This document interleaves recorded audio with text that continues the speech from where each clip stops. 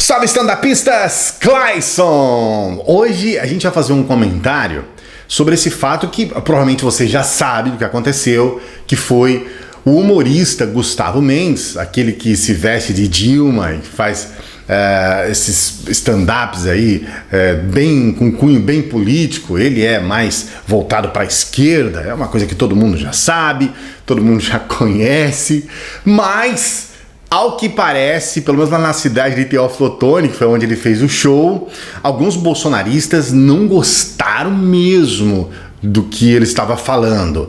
É meio estranho porque tudo indica que eles foram lá já de caso pensado, porque todo mundo sabe a postura do Gustavo, todo mundo sabe que ele é meio esquerdista mesmo, e aí os caras devem ter meio que combinado, falar, vamos lá e vamos fazer a coisa acontecer aí, vamos atrapalhar o show do cara. E aí no meio do show, esses bolsonaristas começaram a hostilizar o Gustavo, e aí o Gustavo respondeu, e aí foi uma celeuma, as pessoas se levantaram, foram embora, foi uma loucura total. E a nossa reflexão hoje é exatamente sobre esse fato. Só que antes eu quero pedir para você dar o joinha no nosso vídeo, especialmente você que já conhece o nosso trabalho. Você não pode já dar agora o joinha, né? Porque senão depois você esquece e aí eu fico aqui na mão. E o joinha é importante para nós, tá certo?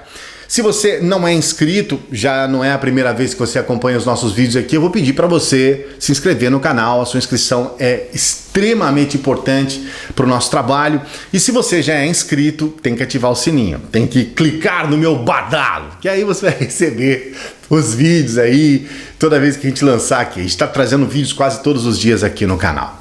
Bom, qual é a primeira reflexão que a gente tem a respeito desse fato? O primeiro ponto que chama a atenção e que foi a primeira coisa que eu pensei, falei, puxa, parece que realmente está acontecendo um aprofundamento do radicalismo no Brasil. Eu vou deixar aqui na descrição uma reportagem da Isto É.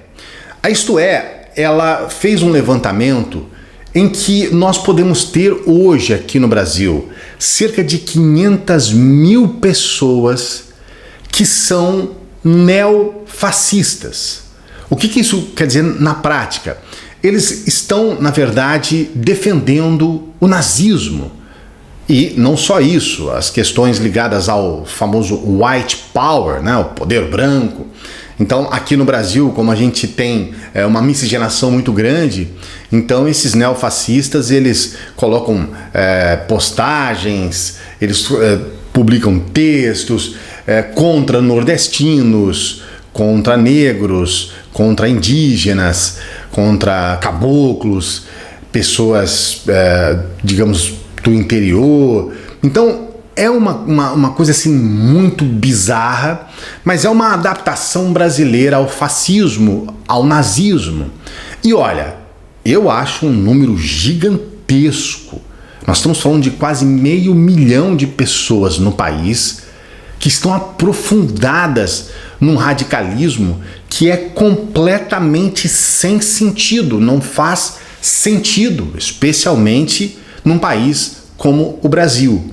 E a cada dia que passa, eu tenho percebido o aprofundamento do radicalismo também entre os bolsonaristas.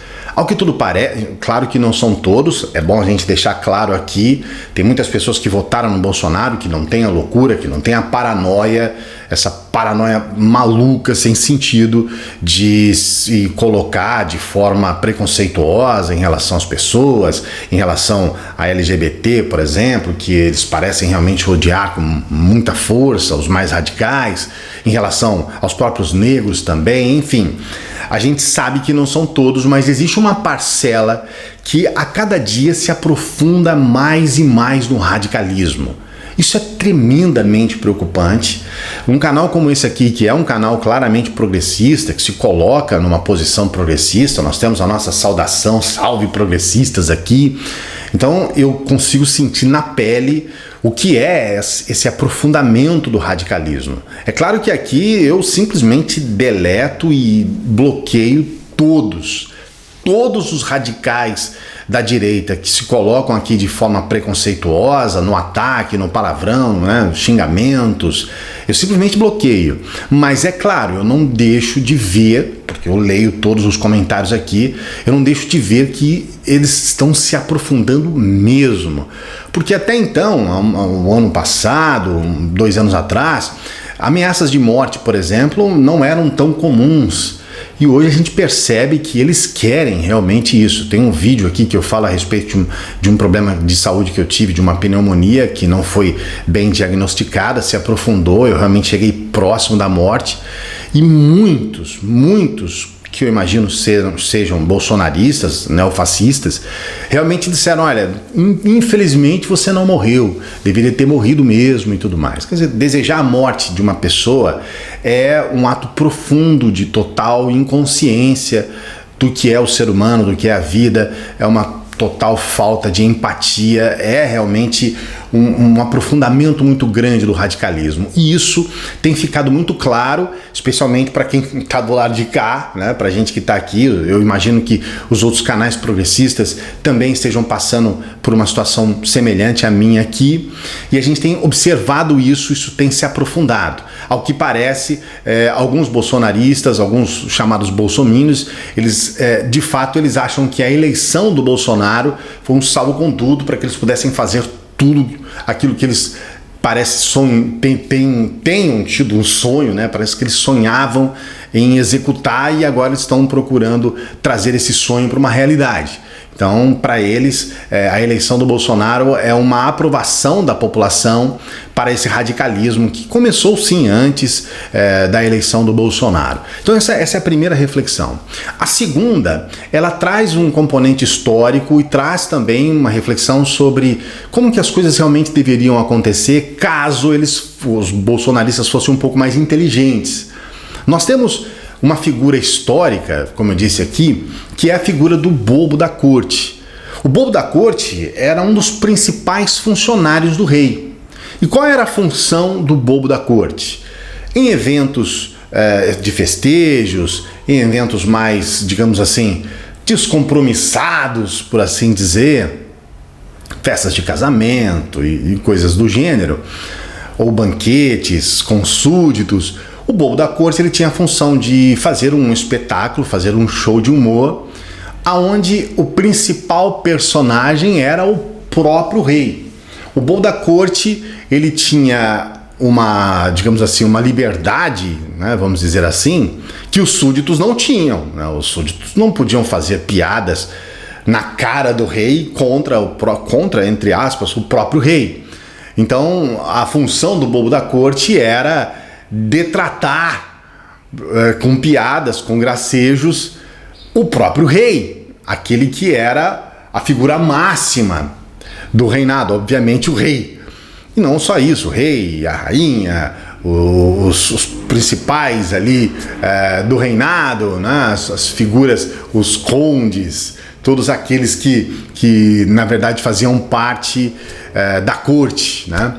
E a gente fica assustado de ver que esse é um conhecimento quase que milenar e os próprios bolsonaristas parecem não entenderem isso. Qual era a função do bobo da corte na realidade? O bobo da corte, ele humanizava o rei. Ele trazia o rei mais próximo dos súditos quando ele colocava o rei como uma pessoa, entre aspas, não era, mas uma pessoa comum. Uma pessoa como o próprio súdito. Então, quando ele fazia, sei lá, o rei era careca. Aí ele fazia uma piada sobre carecas e sobre o fato do rei ser careca. E aquilo trazia uma empatia por parte dos súditos. Então, se os súditos estavam muito revoltados com o rei, com a tirania do rei e tudo mais, naquele momento eles se sentiam, de alguma forma, representados, vamos dizer assim. Diminuía um pouco os ânimos, diminuía um pouco a raiva, o ódio. Era uma estratégia bem interessante utilizada e os bolsonaristas parecem não entender isso. Eles querem blindar o Bolsonaro de qualquer crítica, de qualquer possibilidade de haver ali alguma palavra contrária ao que está acontecendo hoje com o Bolsonaro.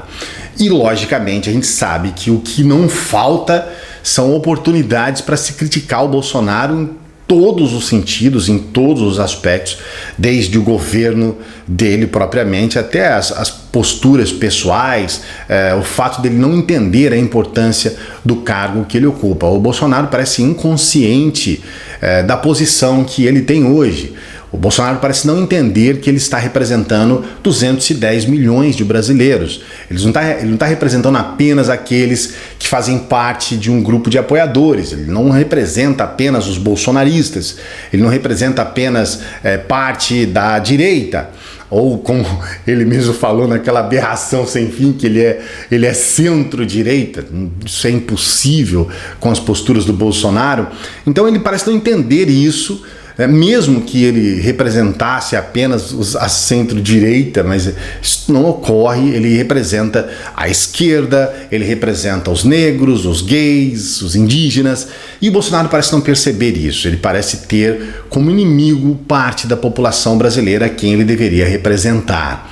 Então, essa é uma questão que salta aos olhos, principalmente porque a gente percebe que os próprios bolsonaristas não entenderam a importância que é você trazer o Bolsonaro para um lado mais humano, mais humanizado, e também a estupidez que é você tentar blindar o Bolsonaro, dizer que interromper lá um espetáculo de humor e dizer que você está falando mal, de ser, como eles disseram lá, você está fazendo militância, nós não pagamos ingresso para você fazer militância. Só que, puxa vida, quem vai ao show de um artista que é notadamente um artista com viés progressista, vai esperar, obviamente, que o conteúdo desenvolvido ali no espetáculo seja progressista. Eu acho que é uma questão mais do que óbvia. Um sujeito que se veste de Dilma Rousseff, é um sujeito que já fez inúmeras declarações dizendo exatamente a sua posição. Então é bem estranho que as pessoas paguem para ir a um show e não entendam esse lado, esse aspecto do humorista, no caso do Gustavo. Então realmente a gente percebe que há uma inconsciência gigantesca por parte dos bolsonaristas. Paralelo a isso, a gente percebe que eles estão completamente descontrolados, estão se aprofundando no radicalismo, e em função de uma situação tão maluca como essa que nós estamos vivendo hoje, parece que os bolsonaros não querem realmente que haja uma crítica, e a gente sabe que não tem outra solução.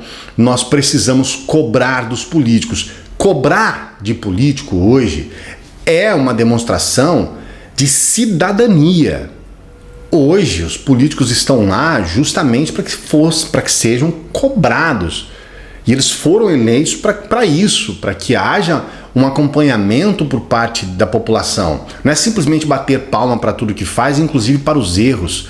É você entender e saber separar. Você entender que o político é um funcionário nosso, da população, é um funcionário público, pago com o nosso dinheiro, e, de certa forma, ele está lá para nos defender, para nos representar e para que as políticas públicas desenvolvidas possam atender o maior número de pessoas possível, possa ser, acessível a toda a população.